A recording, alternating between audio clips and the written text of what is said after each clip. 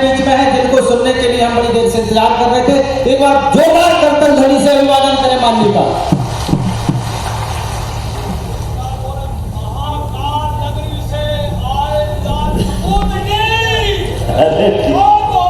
एक मिनट, रानी अवंतीबाई लोधी के बलिदान दिवस के अवसर पर हमारे वरिष्ठ नेता, भारत सरकार में मंत्री रहे हमारे बहुत वरिष्ठ नेता माननीय प्रहलाद सिंह जी, जोरदार अभिनंदन करें। माननीय आपने क्षेत्र के पूर्व सांसद भी रहे भाई साहब, बालाघाट का हिस्सा था कि लगा मंडला था।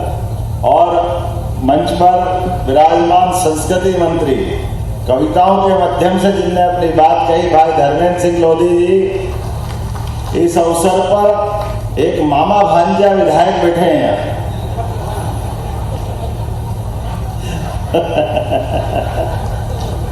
ओम प्रकाश ध्रुवे जी, यहाँ के लोकप्रिय विधायक, जोरदार अभिनंदन करो हमारे ओम प्रकाश जी का, जिनने छोटे से में बात कर दी लेकिन बात पूरी पक्की वाली करी है, छोड़ा कुछ नहीं है उसमें।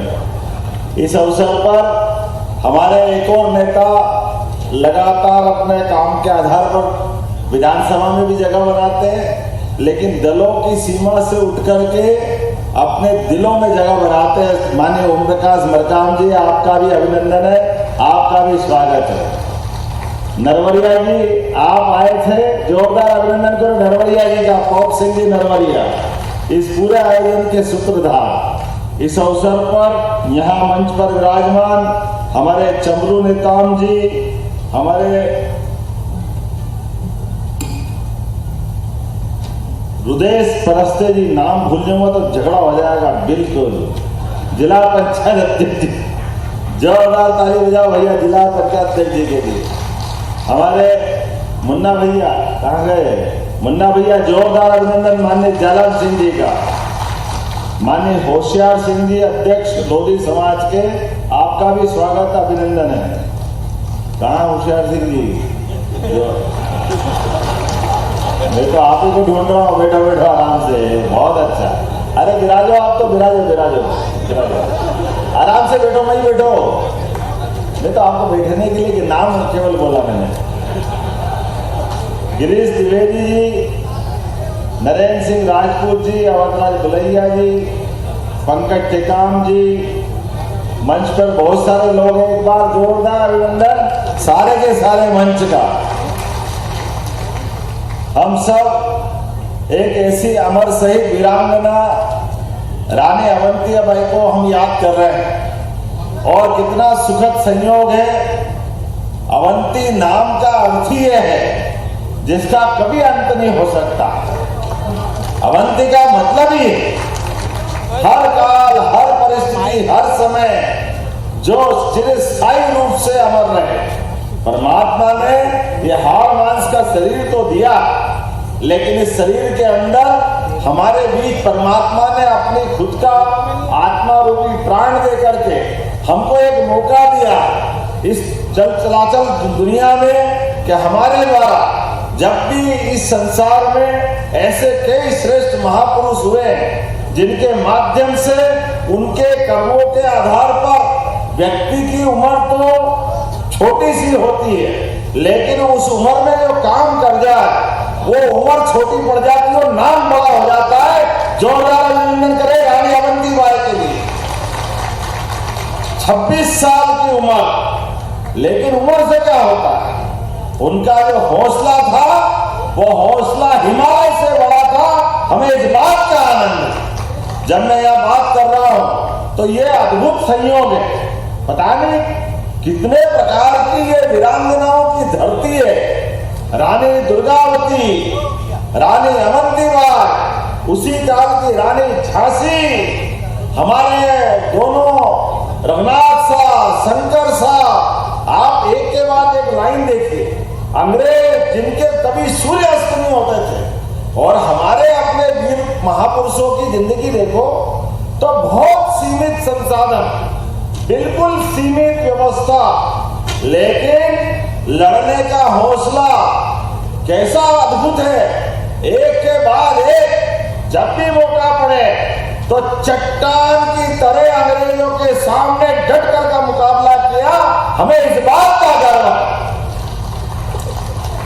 जब आज भी आने जाने के रास्ते बड़े घुमावदार, तमाम प्रकार की परेशानियां, लेकिन कोई बात से सिकन नहीं थी। उस समय का माहौल कैसा होगा कल्पना करना मुश्किल है, लेकिन उन कल्पना करने के साथ एक आग जो दिल में धधक रही थी, वो आग थी स्वतंत्रता की, आत्मसम्मान की, भारत माता की, सनातन संस्कृति की, और निर्बाध रूप से देश को अपने माध्यम से सबका मार्गदर्शन करने की। मैं जब उनका चरित्र पढ़ रहा था तो चरित्र पढ़ते हुए ध्यान में आया कि विक्रमादित्य से उनका विवाह जरूर हुआ और कोई कारण से उनका अपना वो जीवन का काल ऐसा आया कि अंग्रेजों ने उस डलहौजी की नीति के अंतर्गत राज्यों को हड़पना चालू किया और राज्यों को हड़पने के अंदर लगातार। लेकिन मुझे इस बात की प्रसन्नता, जितने हमारे लोधी समाज के लोग मां रानी अवंतीबाई को पूछते हैं, उससे ज्यादा पूरा समाज पूछता है। हमें इस बात का आनंद है। व्यक्ति का व्यक्तित्व इसी बात के लिए जाना जाता। माननीय प्रहलाद सिंह जी भाई साहब बता रहे थे कि हमारे बेगा समाज के लोग जिनके यहाँ वो बलिदान स्थल था, आपने वो स्थान खोजा तो हमारे बेगा समाज के लोग वर्षों तक उस स्थान की लिपाई पुताई करते हुए, चिंता करते हुए कि किसी भी कारण से उसकी पवित्रता का ध्यान रखा जाए। ये जो पवित्रता का ध्यान रखा जाए, ये पीढ़ियों तक हुआ, एक दो पीढ़ी नहीं, कई पीढ़ियों तक। मुझे इस बात की प्रसन्नता है। आज जब मैं पुष्पांजलि करने गया तो हमने भोग करके रानी ने अपने प्राण दिए और बलिदान का मार्ग चुना। मुझे इस बात की प्रसन्नता है। आज ये स्थान एक अद्भुत अलग प्रकार की दुनिया में पहुंचा। मैं आज के इस अवसर पर यशस्वी प्रधानमंत्री का जोरदार अभिनंदन करो श्रीमान नरेंद्र मोदी जी का, जिनके माध्यम से यशस्वी प्रधानमंत्री ने अपनी सरकार के आधार पर पूरे देश के अंदर ऐसे महापुरुषों को सामने लाने का अभियान चलाया, उनको पुनर्स्थापित करने के लिए कि हाँ, हम अगर अपना दिवस मनाएंगे तो भगवान बिरसा मुंडा के नाम पे मनाएंगे। जोरदार ताली बजाओ भगवान बिरसा मुंडा के लिए। उत्तर दक्षिण पूर्व पश्चिम चारों दिशाओं से आदिवासी समाज के नायक के नाम से सच्चे अर्थों में वो जीते जी भगवान के रूप थे। मुझे इस बात की प्रसन्नता है, कई योजना बिरसा मुंडा के नाम पे हमने चालू की है, लेकिन अपनी सरकार में भी हमने पहली कैबिनेट की तो पहली कैबिनेट भी प्रहलाद सिंह जी, धर्मेंद्र सिंह जी यहाँ मौजूद है भाई साहब, हमने अपनी रानी दुर्गावती के नाम पे जबलपुर में की। जोरदार अभिनंदन करो। ये आदिवासी भाई बहनों के प्रति हमारा सम्मान है, ये लगाव है। हमारे भाई बहनों ने जो कीमत चुकाई, इतना ही नहीं, हमारे लिए टंटिया मामा जो आदिवासी अंचल से आते हैं, खरगोन में उनके नाम पर विश्वविद्यालय बनाया। रानी अवंतीबाई के नाम पर सागर यूनिवर्सिटी बनाई, विश्वविद्यालय सागर।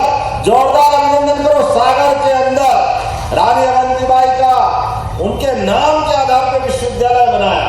आने वाले समय में पीढ़ियों से हम उनके आने बच्चों को बताएंगे कि रानी अवंतीबाई का इतिहास क्या था। तात्या टोपे वो भी 1857 के क्रांतिकारी थे। जब मैं ये बात कर रहा हूँ, मुझे याद आता ओम जी ने कहा है कि हमारे क्षेत्र के विकास का भी ध्यान रखना है। जब विकास की बात कर रहा हूँ तो निश्चित रूप से डिंडोरी और मूसर घाट जो नर्मदा जी से शहडोल का मार्ग है, आपके आधार पर बनाने की घोषणा करता हूँ। आपने जो चीजें मांगी है, आपने कहा मेहंदवानी से ITI तक का मेहंदवानी डामरीकरण का मार्ग, जरा कलेक्टर लिखते जाना जो मैं बता रहा हूँ, और आप लोग भी ताली वाली बजा करके समर्थन करना है इस बात का। शाहपुरा में 132-33 kVA का सब स्टेशन बनाना।